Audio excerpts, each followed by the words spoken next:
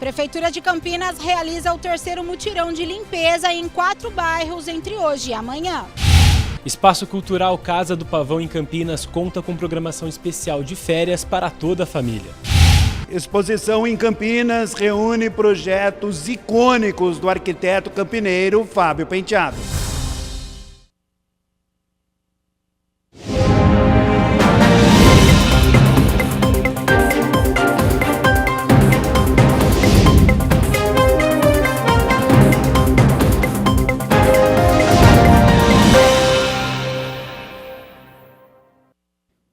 Olá, boa tarde. Quinta-feira, 22 de janeiro de 2026. Começa agora o Jornal Câmara Notícia, ao vivo, meio-dia mais 4 minutos. Muito obrigado pela sua companhia, pela sua audiência e participe, mande a sua mensagem. Vamos conversar pelo número do nosso WhatsApp.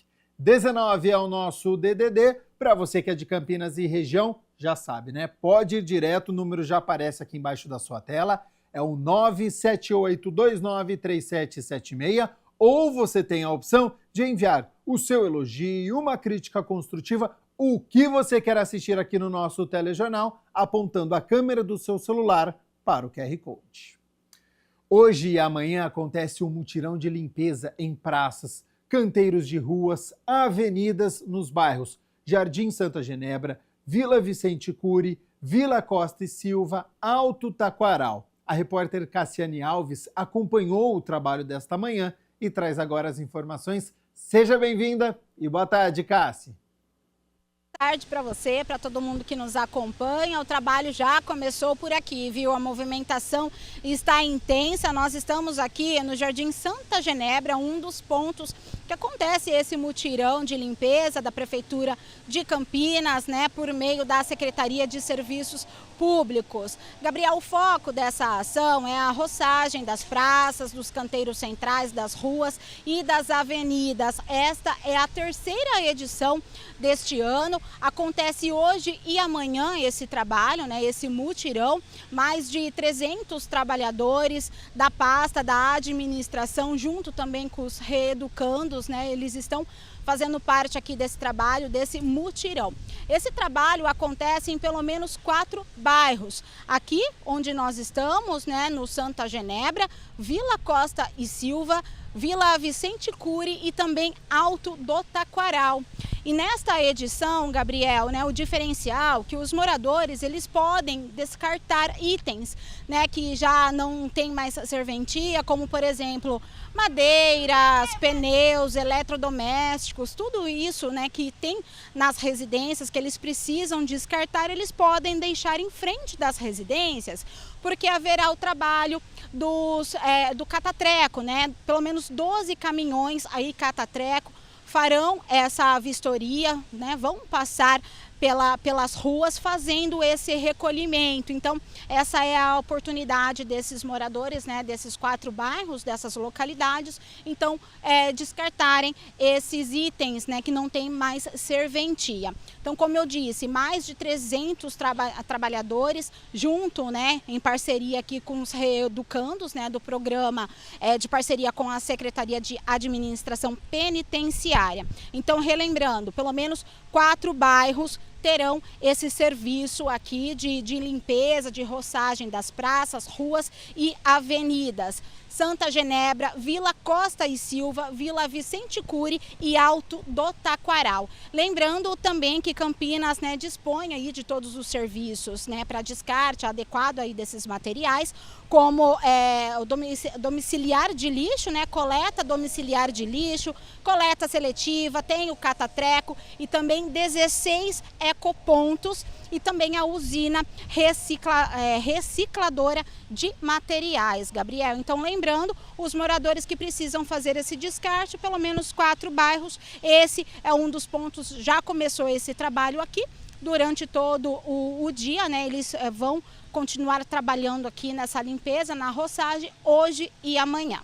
Eu volto com você aí no estúdio. Tá certo, muito obrigado, Cassiane Alves, pelas informações. Trabalho importante aqui na cidade de Campinas. Olha só, agora em janeiro, o presidente Lula sancionou a lei 15.325, que regula a profissão de multimídia, com o objetivo de conferir um reconhecimento jurídico à atividade exercida por criadores de conteúdo digital. Então, sobre o que muda com esta lei, se é um avanço, será que acabou a informalidade das pessoas que trabalham na internet? Como atinge os chamados influenciadores? Bom, são muitas dúvidas, portanto eu converso agora com o Fernando Moreira, ele que é advogado, especialista em direito empresarial, doutor em engenharia de produção, com ênfase em governança e compliance, mestre em Direito Processual Civil pela Faculdade de Direito da USP. Então, Fernando, primeiramente, muito obrigado, pela disponibilidade do seu tempo, ter aceito o convite para participar aqui do nosso telejornal e primeiro nos contextualize, né? O que diz essa lei? Ela é necessária? Seja bem-vindo e uma boa tarde.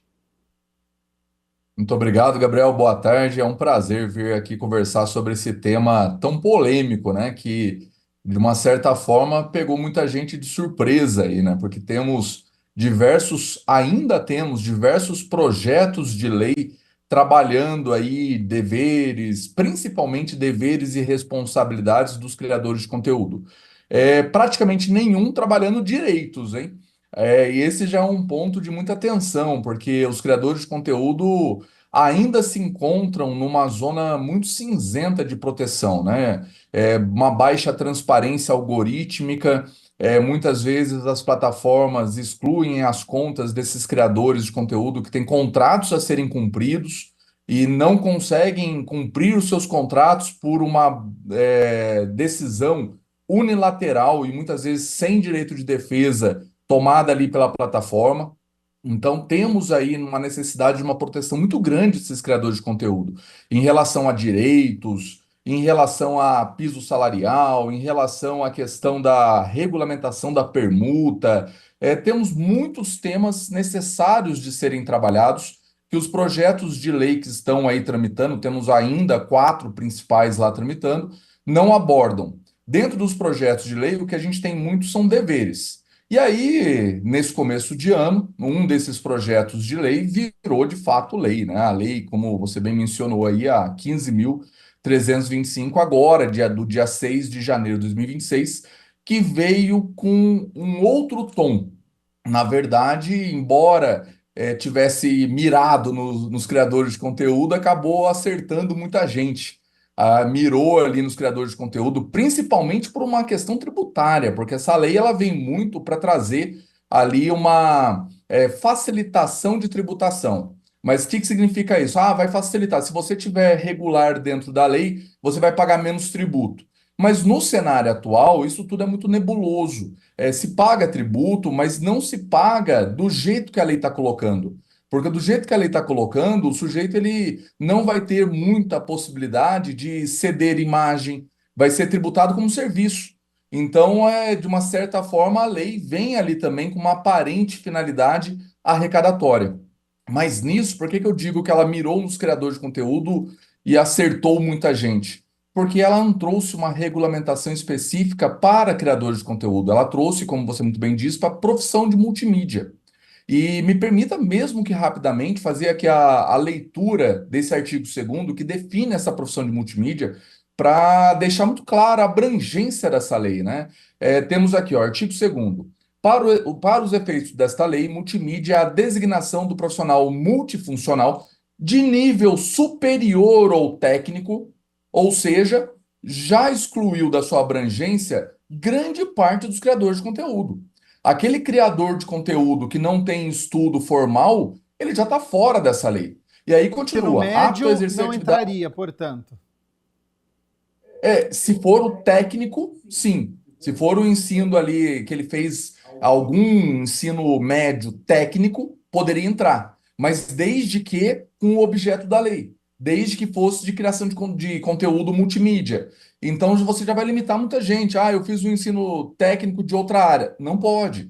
Eu fiz outra faculdade. Não pode. Está fora dessa lei. Claro que não está falando que ele não pode criar o conteúdo. Continua valendo a liberdade de expressão. Mas não vai atingi-lo. Essa lei, portanto, ela foi muito parcial, ela atingiu um público muito pequeno.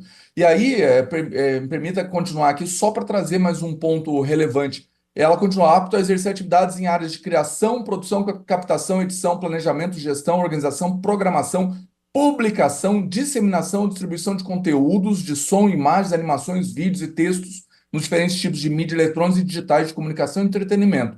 E aí, no artigo 3º, tem lá, citar só uma passagemzinha bem curta. Inciso 2º, desenvolvimento e criação de conteúdos com coleta, pesquisa, avaliação, seleção, interpretação e organização de fontes, criação, edição ou editoração e tratamento envolvendo textos.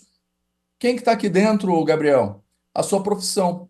Os jornalistas e radialistas, os publicitários também, ficaram, de uma certa forma, com uma sobreposição.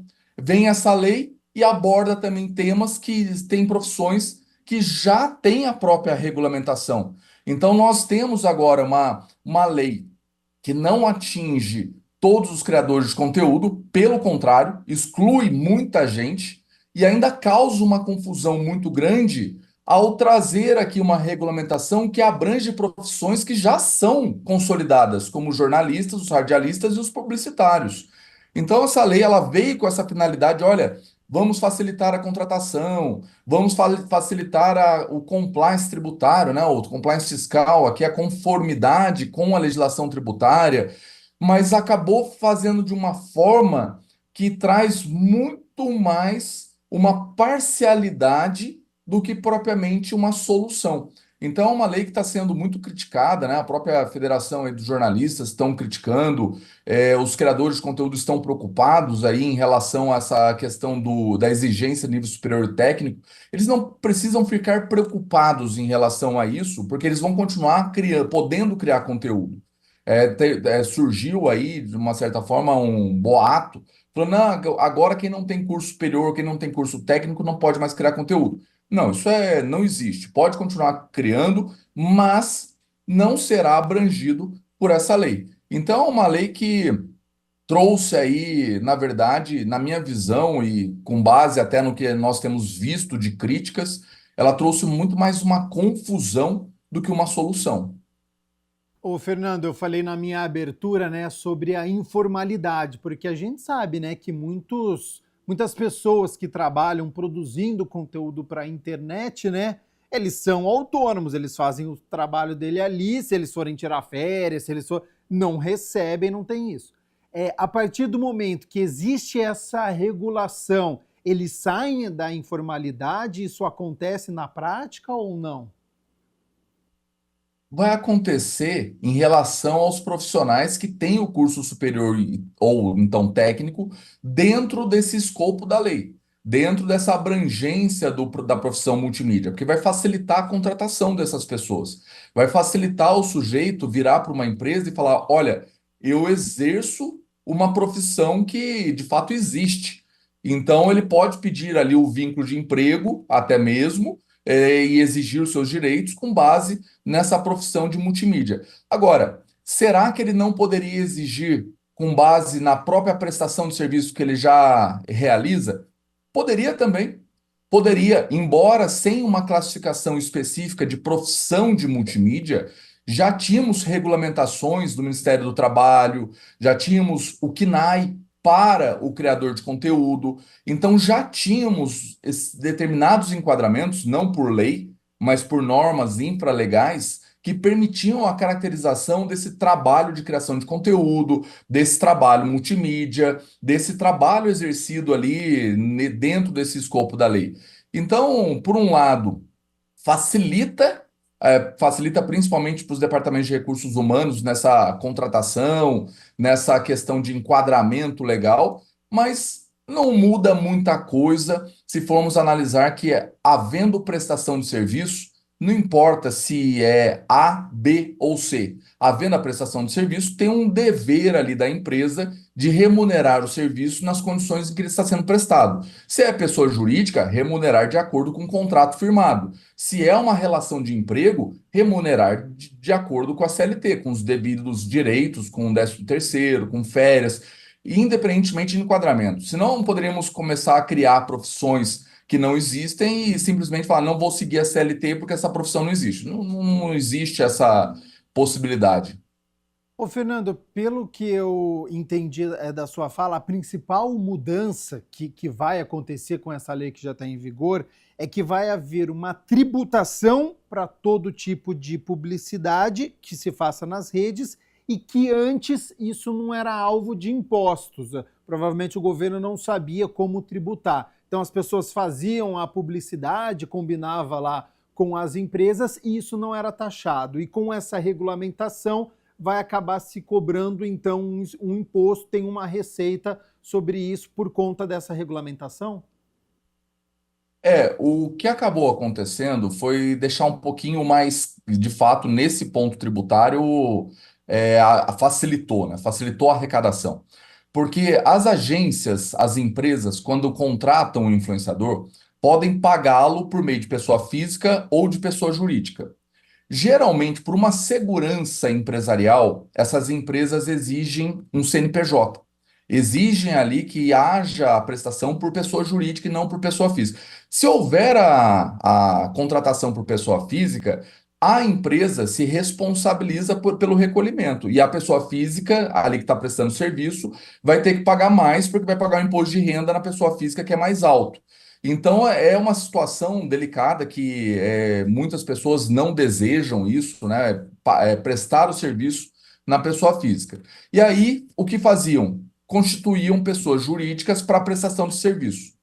Só que, como esse serviço por pessoa jurídica, ele é um serviço praticamente com os mesmos requisitos da prestação de serviço por pessoa física, ele não tem ali a constituição de um elemento empresarial, não é uma empresa, não tem os funcionários, é a mesma pessoa física prestando ali o serviço por meio do CNPJ. A Receita entendia que isso ali seria uma fraude, seria uma evasão fiscal. E a Receita já estava vindo numa tendência de descaracterizar essa prestação de serviço por pessoa jurídica e caracterizar como pessoa física. E um outro ponto também que em alguns contratos maiores existia, que o sujeito, para fugir do ISS, o Imposto sobre Serviço, o que ele fazia? Ele separava a prestação de serviço em dois contratos. Um de cessão de imagem, que não tem o ISS, e um de prestação de serviço mesmo. E aí, o que ele fazia? Cobrava mais de cessão de imagem, menos para a prestação do serviço ali de elaboração do vídeo, de postagem do vídeo, e acabava fugindo da tributação do ISS, do Imposto Municipal, ao fazer essa separação. Com essa lei, o que vai acabar acontecendo? Todo mundo vai entrar aí nessa profissão multimídia. E aí vai acabar indo para o Simples Nacional, vai acabar indo para a tabela lá, provavelmente do anexo 5, e vai cair, considerando a reforma tributária, numa tributação ali de mais ou menos 18%. E colocando absolutamente tudo como serviço. Por quê? O que a gente separava antes, o que existia, que a gente via ali de separação de serviço e imagem, agora essa lei ela fala que é tudo serviço. Essa lei ela abrange toda essa prestação. Fala assim, olha, mas eu estou fazendo uma prestação de imagem, não é propriamente um serviço. Mas essa lei está falando que é serviço. Essa lei está falando que essa criação de conteúdo visual, que é toda essa criação que antes se falava que era direito de imagem, agora é prestação de serviço. Então, o sujeito hoje, ele com essa legislação, ele não vai ter como separar os contratos, ele vai ter que recolher o ISS sobre tudo, ele vai ter que entrar no Simples Nacional, vai ter que recolher provavelmente ali em razão do serviço técnico ali no anexo 5, então fazer um recolhimento com a nova cotação com a nova reforma tributária de cerca de 18%.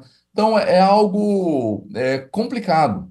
Embora, se o sujeito ficar de fora dessa profissão, ele não conseguir essa regulamentação, com o que está vindo aí de orientação da Receita Federal, com o desenquadramento aí de determinadas situações para realizar esse enquadramento como sendo tudo ali prestação de serviço, né? Prestação de fato de serviço pelo sujeito, há uma tendência de quem fique de fora dessa legislação ter que pagar ainda mais tributo.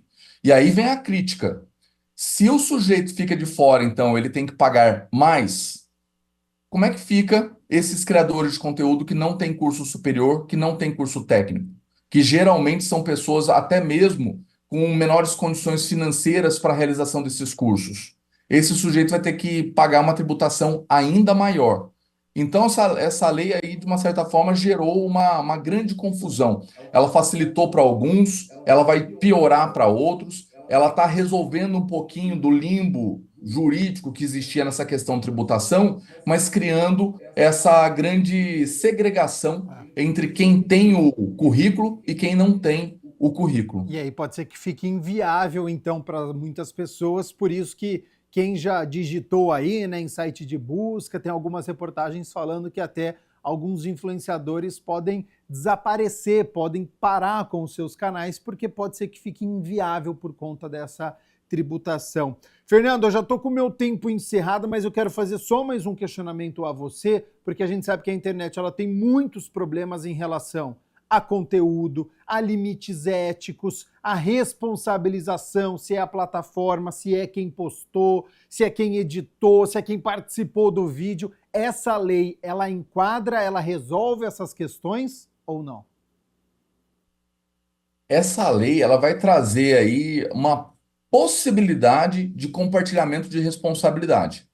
Porque a partir do momento que você está definindo o que está no escopo desse criador, você começa a levar para ele essa responsabilidade.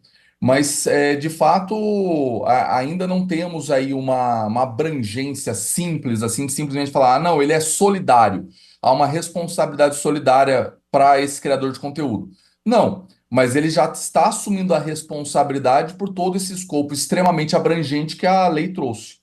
E aí até isso traz uma segurança jurídica maior para as empresas na contratação, e as empresas vão acabar preferindo contratar esses criadores que seguem essa legislação, e correndo dos criadores de conteúdo que não têm ali uma regulamentação para trazer a segurança jurídica para a empresa.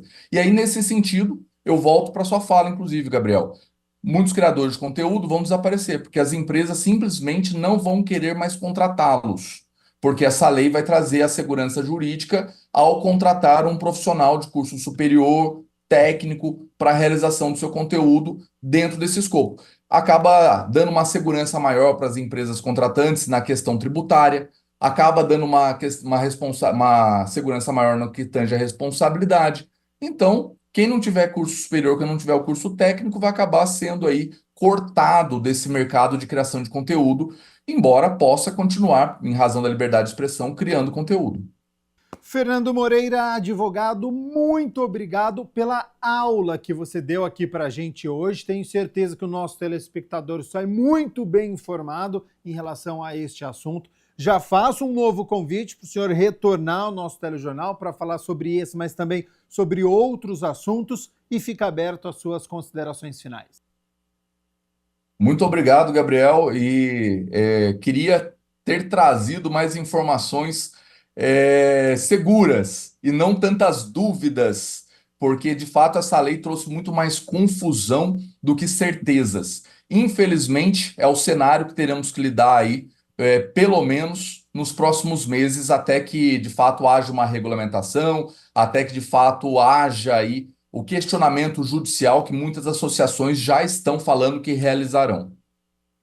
É isso, né? Às vezes tem aquela lei que pega, tem lei que não pega, essa dificilmente, pelo que o Fernando está falando aqui, né, vai se concretizar na prática, porque está trazendo realmente muitas dúvidas. Agradeço novamente ao Fernando pela participação ao vivo aqui no Jornal Câmara Notícia. E tem notícia boa, hein, para o audiovisual brasileiro. O filme Agente Secreto recebeu 4 indicações ao Oscar 2026. O longa, ele é dirigido pelo Kleber Mendonça Filho, concorre a melhor direção de elenco, melhor filme internacional, melhor ator para o Wagner Moura e melhor filme. Então, bacana demais, boa sorte desde já. A cerimônia com os resultados acontece no dia 15 de março, lá em Los Angeles, nos Estados Unidos. Bom, vamos com as notícias da metrópole. Casa do Pavão promove férias com arte e inclusão aqui em Campinas.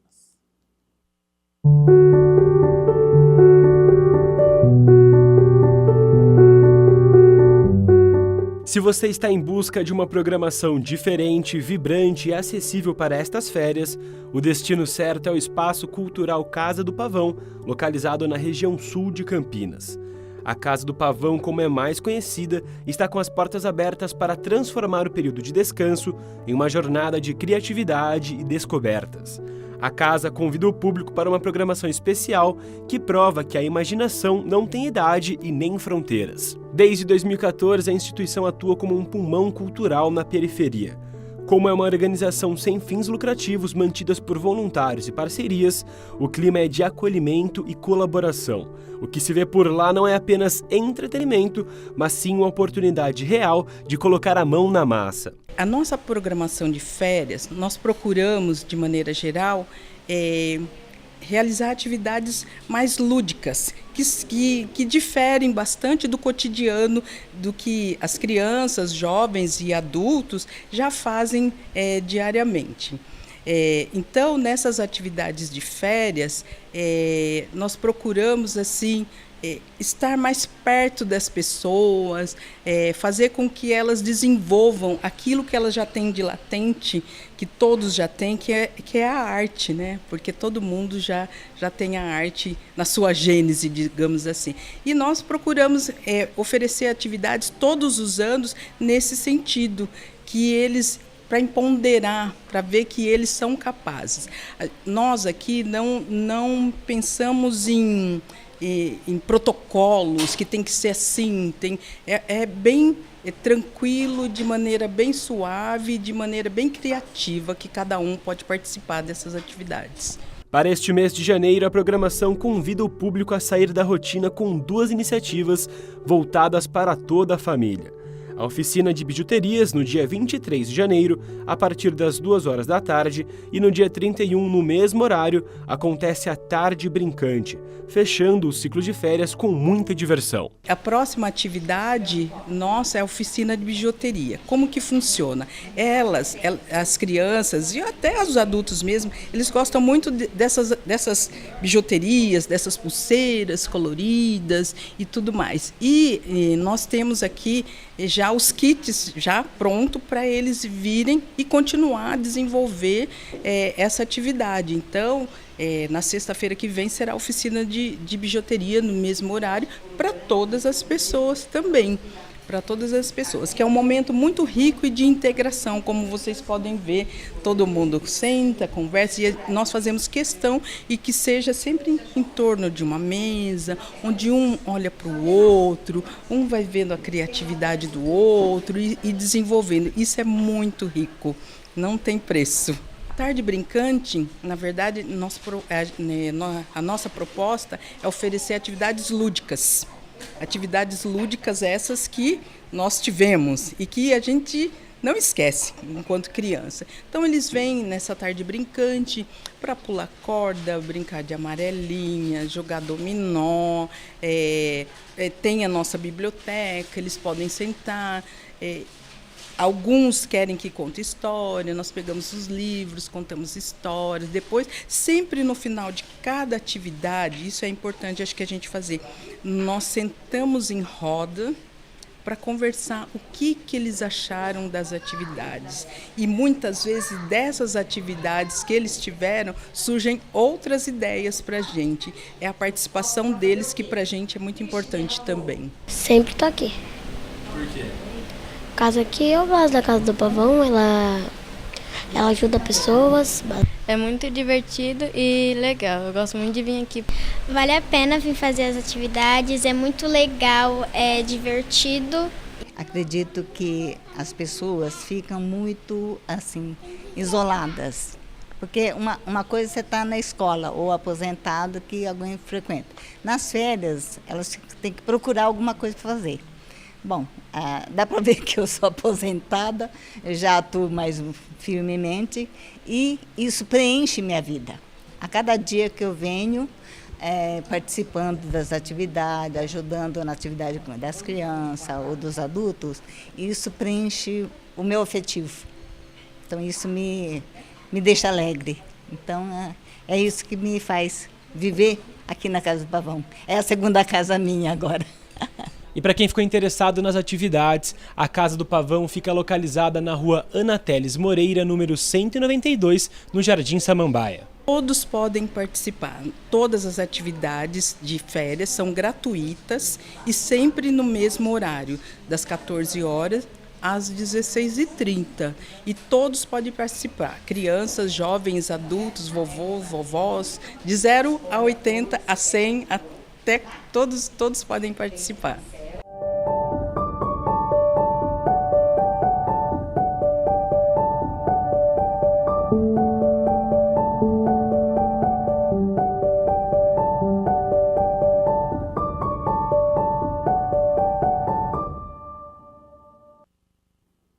Uma exposição no Centro de Convivência destaca projetos que marcaram a arquitetura moderna de Campinas. Trabalho do arquiteto campineiro Fábio Penteado, que morreu em 2011. A exposição Fábio Penteado, Pétalas e Estrelas ocupa as galerias do Centro de Convivência no Cambuí, em Campinas, com obras que exploram cores, formas e símbolos. Conversamos com o João Gilberto, que também é arquiteto e está bem a par de tudo isso. A exposição está aqui no Centro de Convivência.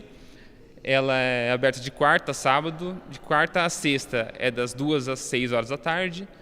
Aos sábados, das 10 da manhã até às 4. E a entrada é gratuita. Bom, a mostra reúne trabalhos que criam um diálogo entre o espaço e o visitante, convidando a contemplação. Quem quiser acompanhar pode se programar com calma, viu? Pois a exposição vai até o dia 20 de março.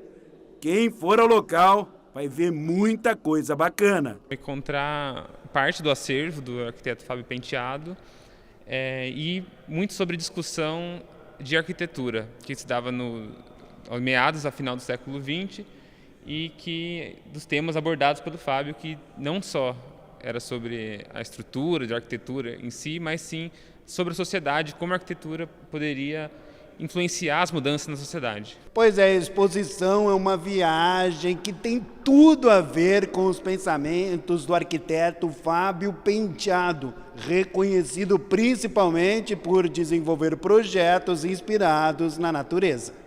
A exposição reúne 7 projetos icônicos da trajetória de Fábio Penteado. Entre eles tem os teatros de Piracicaba e de Campinas, foram concursos não realizados, mas que o Teatro de Ópera de Campinas ele recebeu um prêmio internacional de arquitetura na década de 60, que foi o motivo de terem construído o Centro de Convivência posteriormente.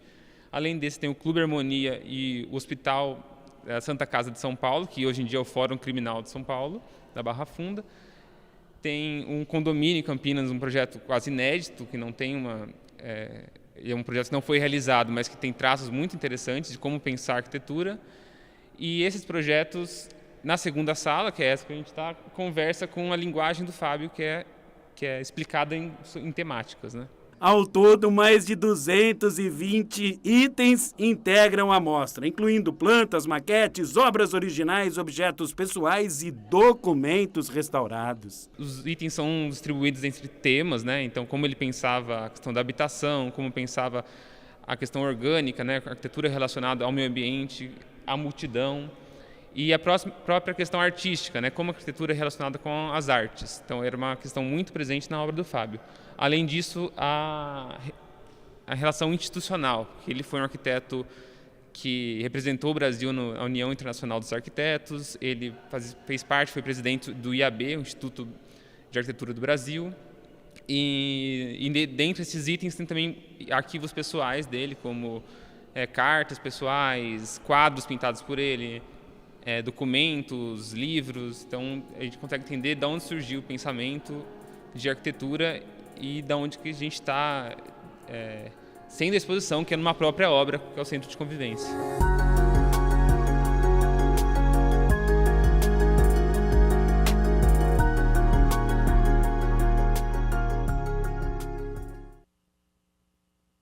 Atenção, você que está desempregado, disponível para o mercado de trabalho. O Centro Público de Apoio ao Trabalhador de Campinas está com mais de 500 vagas disponíveis para esta quinta-feira. Olha só. Há vagas para açougueiro, ajudante de obras, ajudante de serralheiro, alinhador de veículos, arrumadeira de hotel, assistente administrativo, atendente de loja. Esta vaga é específica para pessoas com deficiência. Atendente de padaria, auxiliar de cabeleireiro, chaveiro, cozinheiro, marteleiro, meio oficial mecânico, servente de obras, trabalhador de serviços de limpeza e conservação de áreas públicas e visual merchandising. Para conferir todas as vagas, é só acessar o site cepat.campinas.sp.gov.br. Lembrando que o atendimento presencial do CEPAT é realizado mediante agendamento prévio pelo site cidadão.campinas.sp.gov.br. A unidade do centro fica na Avenida Campos Sales, número 427, de segunda a sexta-feira, das 7h30 da manhã às 4h30 da tarde. A unidade do Ouro Verde, na rua Armando Frederico Renganeschi, número 61, no bairro Jardim Cristina, dentro do Horto Shopping, no segundo andar, de segunda a sexta-feira, das 8h da manhã às 4h da tarde. E a unidade do Campo Grande, na rua Manuel Machado Pereira, número 902, em frente à Praça da Concórdia, de segunda a sexta-feira, das 8h da manhã às 4h da tarde. Hora das notícias do Legislativo. A Comissão Especial de Estudos para o Fomento do Comércio Exterior discutiu estratégias para fortalecer o comércio exterior e ampliar oportunidades para as empresas de Campinas. Confira uma análise das ações realizadas no último ano. Com o objetivo de discutir ações e estratégias para fortalecer a presença das empresas campineiras no mercado internacional, a Comissão Especial de Estudos para Fomento do Comércio Exterior da Câmara de Campinas tem como membros os vereadores Paula Miguel, Carlinhos Camelô, Mariana Conte e Arnaldo Salvetti. Dr. Ianco preside o colegiado, que realizou 2 reuniões em 2025 para ouvir especialistas e representantes do setor. É uma comissão de muita importância, muita relevância, porque o comércio exterior está diretamente ligado à cidade de Campinas. Sempre esteve, né? E a gente tem interesse de que isso continue cada vez mais em pauta aqui dentro da nossa cidade. A primeira reunião foi para planejamento dos trabalhos, com a presença da diretoria da Câmara do Comércio Exterior de Campinas e região. A comissão também avançou na discussão sobre a reforma tributária. Tivemos uma reunião importante, né, que traz aí os aspectos da reforma tributária junto das nossas empresas aqui, como é que essa reforma tributária pode impactar diretamente as nossas empresas que estão ligadas ao comércio exterior. Foi uma reunião muito produtiva, tivemos informações muito valiosas, eu acho que vale a pena todos vocês acompanharem essa reunião. Dr. Ianco reforça a importância de manter o diálogo entre o poder público, o setor produtivo e entidades ligadas ao setor.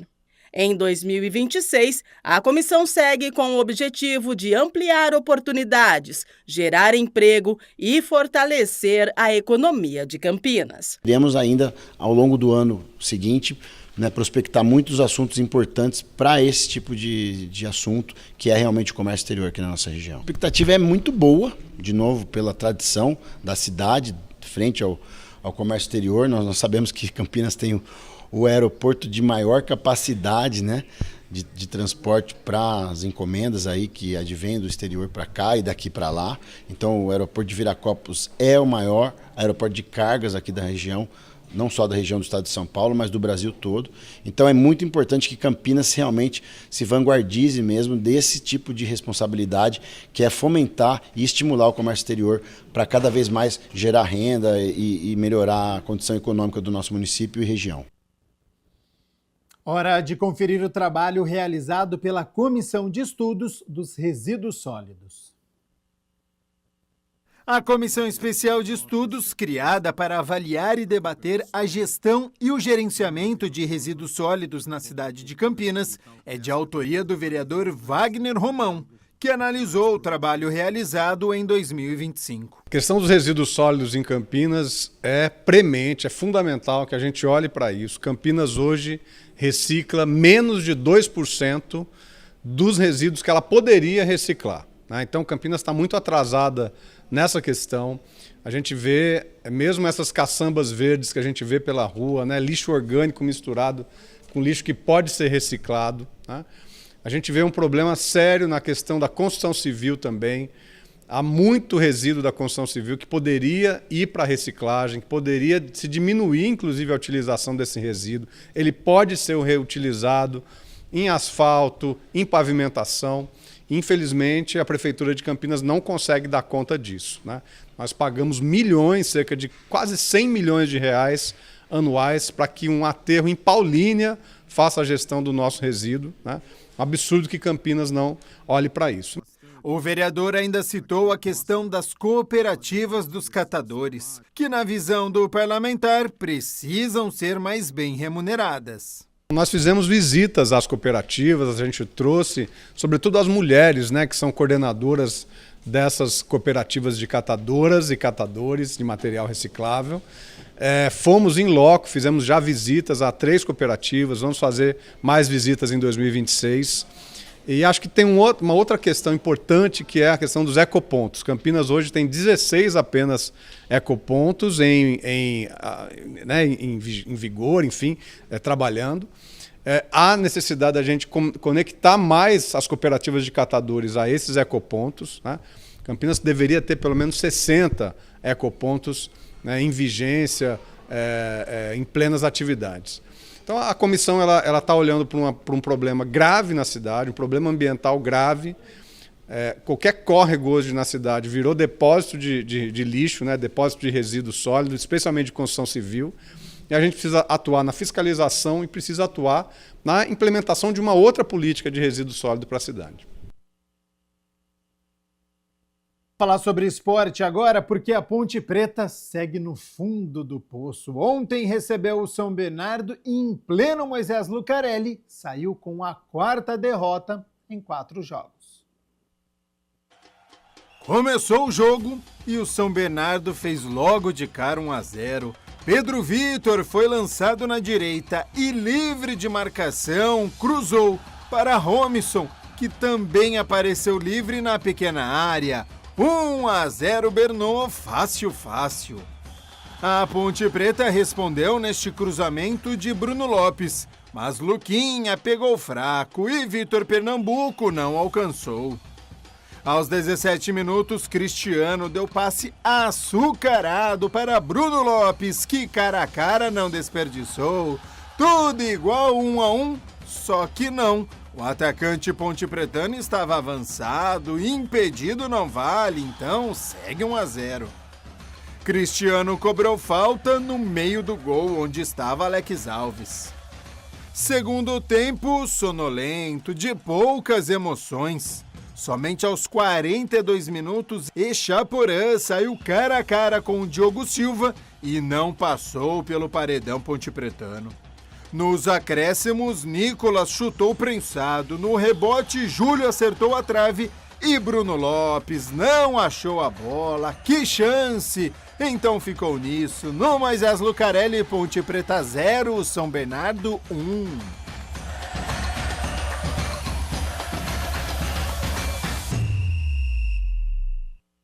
Quatro jogos, nenhum gol marcado. É a única equipe do Campeonato Paulista que não balançou as redes. Ontem até estrearam, os zagueiros David Braz, Lucas Cunha, os meias Tarek, Cristiano, o atacante Vitor Pernambuco, e nem assim a equipe conseguiu pontuar. Situação da Ponte é dramática, lanterna, 0 ponto.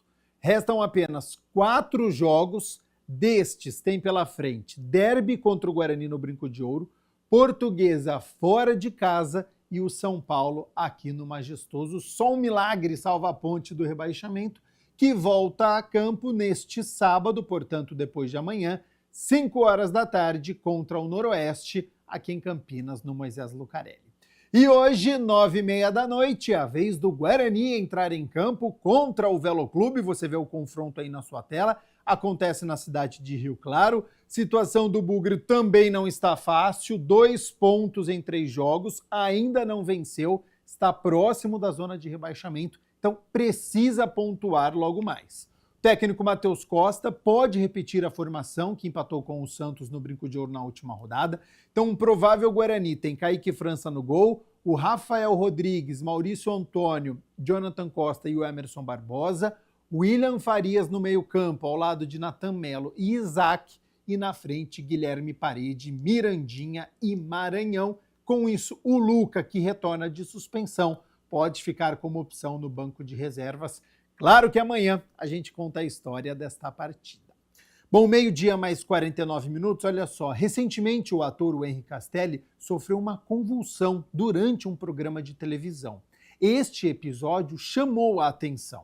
Então, sobre os sinais, o que pode desencadear, o que fazer caso aconteça com alguém próximo, acompanhe o Saúde Agora.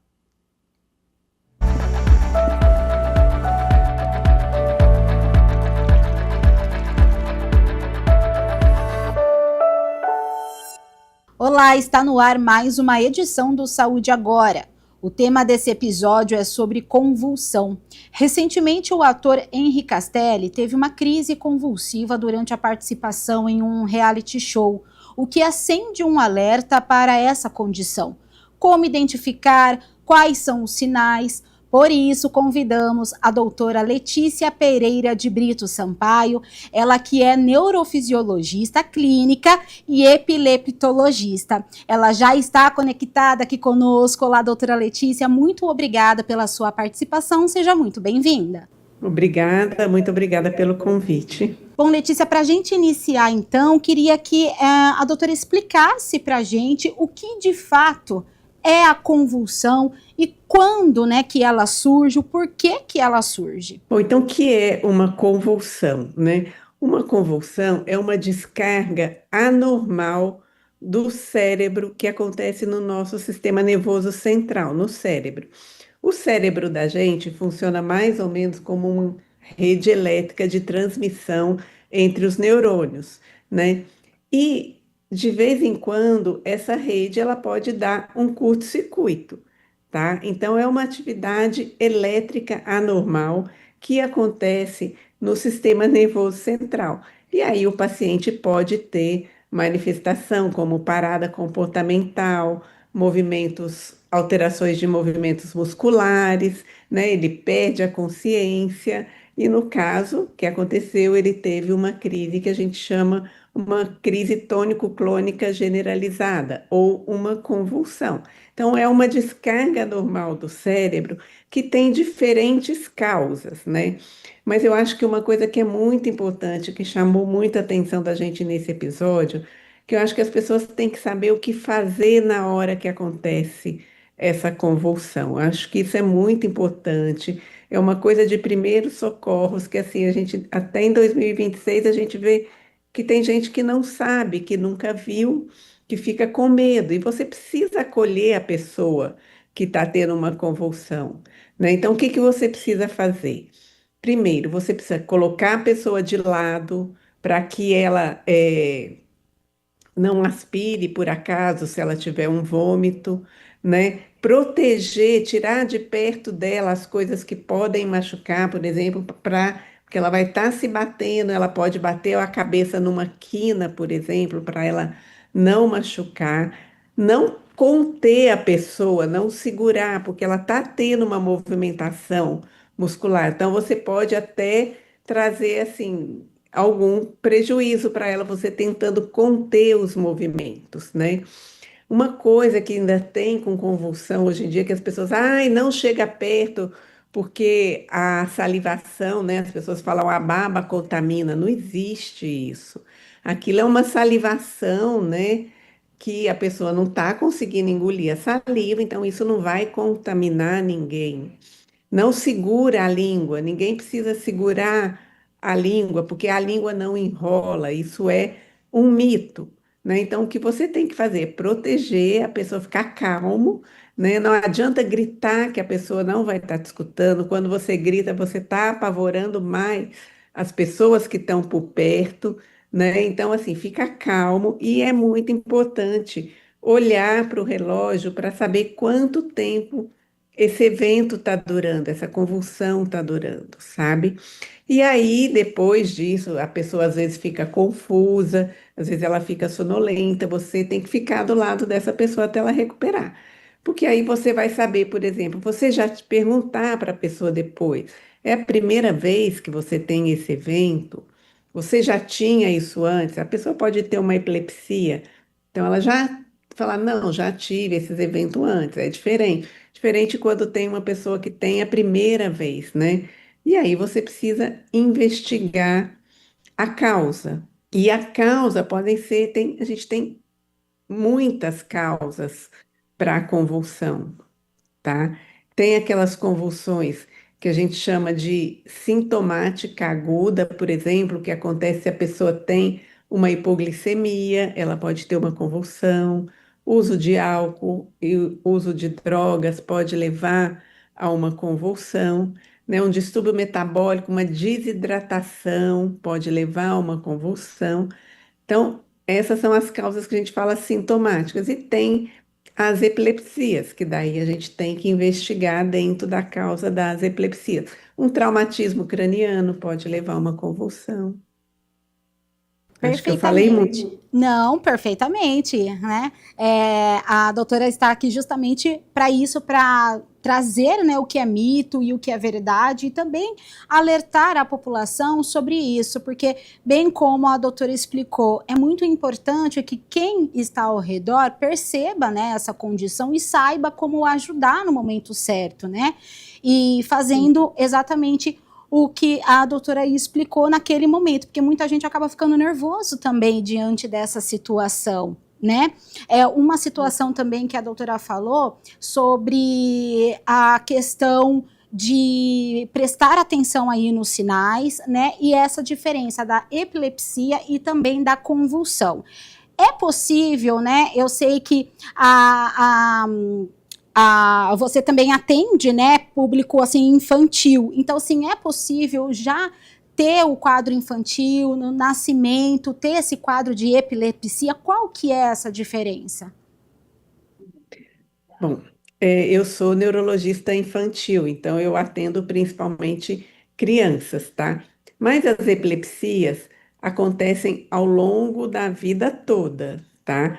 Predomina em crianças e em idosos, tá? E existem muitas causas.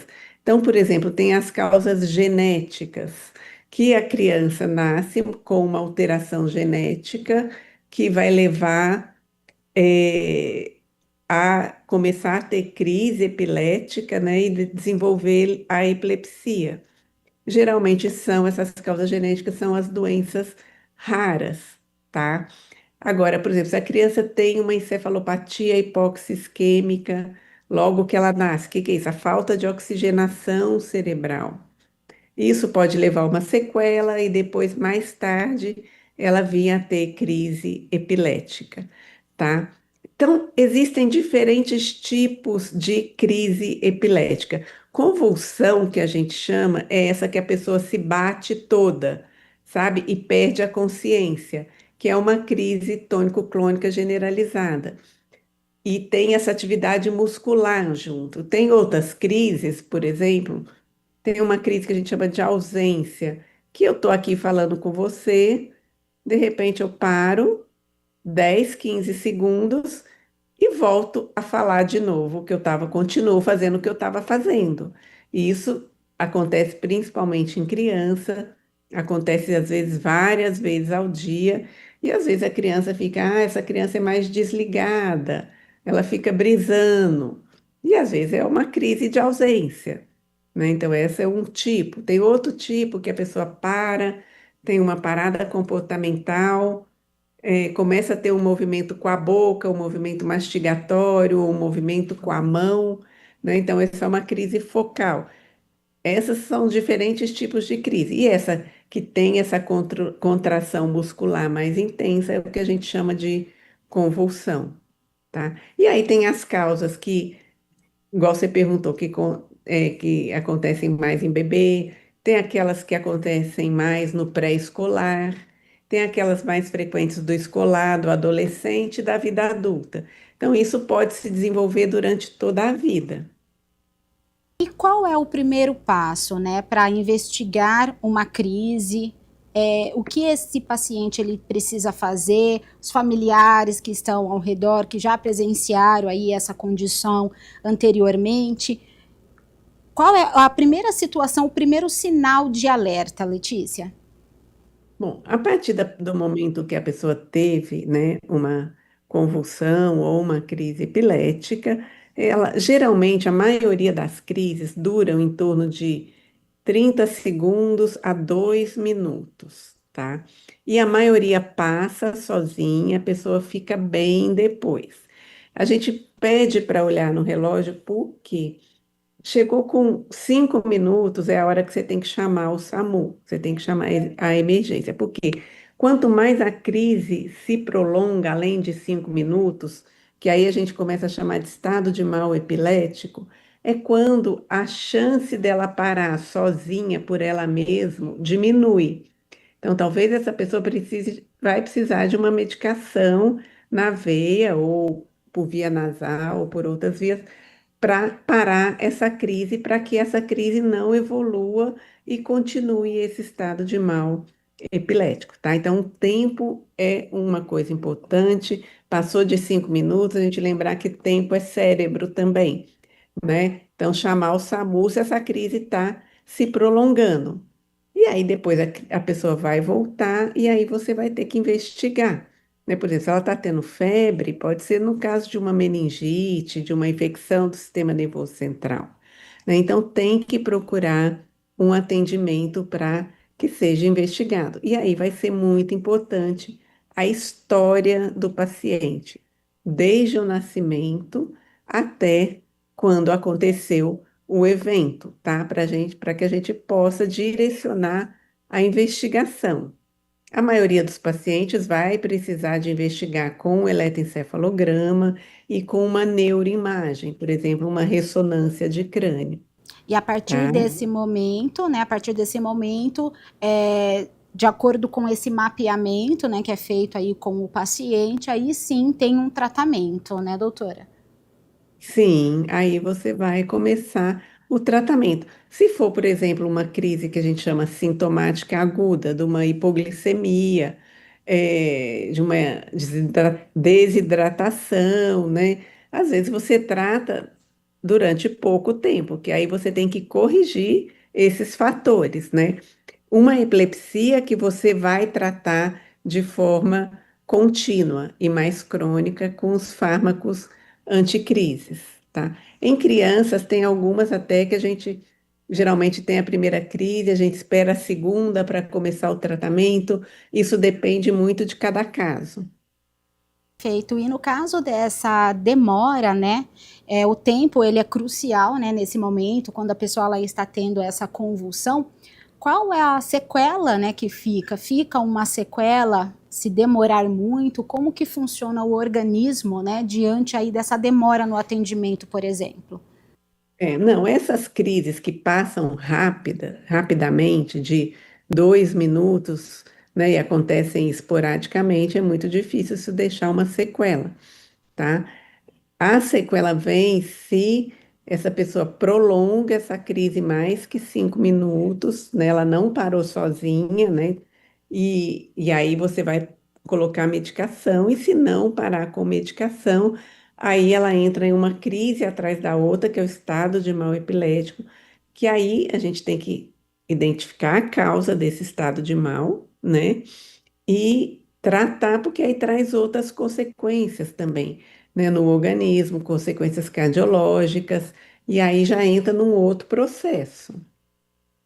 São muitos fatores, né, Letícia? No caso, além desses fatores da medicina em si, tem também os externos, né? Como foi falado aqui no início, ansiedade, essa correria da vida. Então, muitas pessoas, elas podem ter esses tipos de convulsões por conta desses fatores externos também, né? Uma ansiedade, pânico, tudo isso acaba trazendo essa condição também para o paciente? O estresse normal da vida, nenhuma situação de pânico, de ansiedade, não vai trazer uma convulsão, certo? Mas o que traz, por exemplo, a gente sabe que tem alguns gatilhos para as convulsões, né? Por exemplo, o gatilho mais bem estudado e conhecido é o sono, tá? Então, se a pessoa não dorme bem, se ela faz muita privação de sono, dorme pouco, é uma pessoa que tem uma predisposição a ter epilepsia. Isso vai desencadear a crise, tá? Se essa pessoa vem numa situação de estresse, que ela não está dormindo bem, não está se alimentando bem, não se hidrata, isso também vai predispor a uma convulsão, né? Então, tudo isso pode trazer, fazer com que aconteça uma convulsão. E além do tratamento, né, se for diagnosticado, depois que faz todo esse mapeamento com o paciente, além da medicação, quais são, né, os outros tratamentos? Alimentação entra nessa questão também, atividade física, o que é aliado junto com o tratamento, Letícia? Bom, no tratamento da epilepsia, né, primeiro a gente vai tratar com o fármaco anticrise, né, que a pessoa tem que tomar regularmente, todos os dias, nos horários certos, tá? Às vezes você esqueceu um dia a medicação, pular 2 dias a medicação, faz até às vezes que venha depois uma crise mais forte. Então, tem que tomar a medicação regularmente, tá? E aí, o que a pessoa precisa? O que eu falei aqui que era um gatilho? O sono. Ela precisa ter um sono, uma rotina de sono, né? Tudo bem se ela sair um dia, for numa festa, dormir mais tarde, no outro dia ela compensa, dorme até mais tarde, né? Para ela ter um tempo de sono.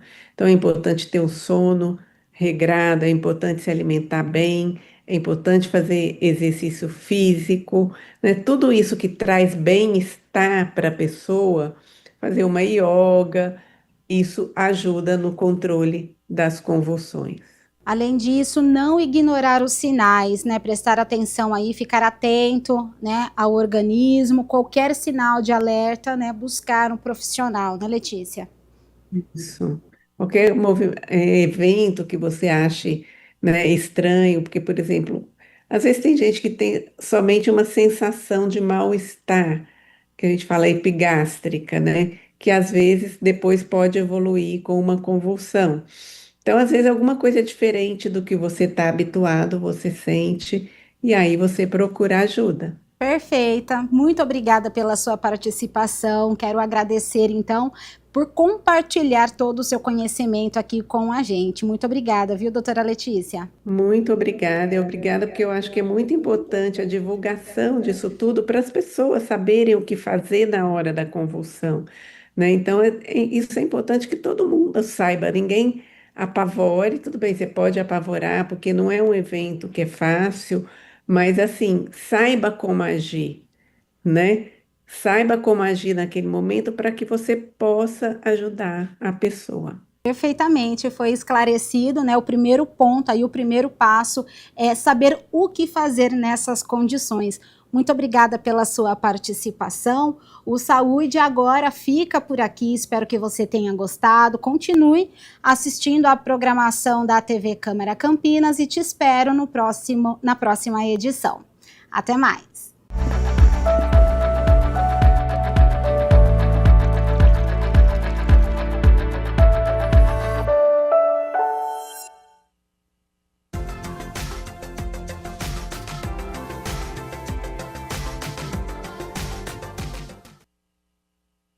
Amanhã, sexta-feira, o sol continua tentando aparecer, mas entre muitas nuvens. E à tarde existe possibilidade de chuva se acontecer de forma isolada em um ou outro bairro e não de uma forma generalizada.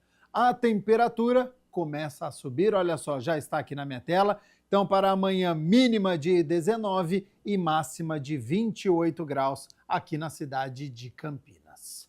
O Jornal Câmara Notícia fica por aqui. Muito obrigado pela sua companhia, pela sua audiência. Continue na nossa programação e nos vemos amanhã na sexta-feira. Até lá. Tchau, tchau.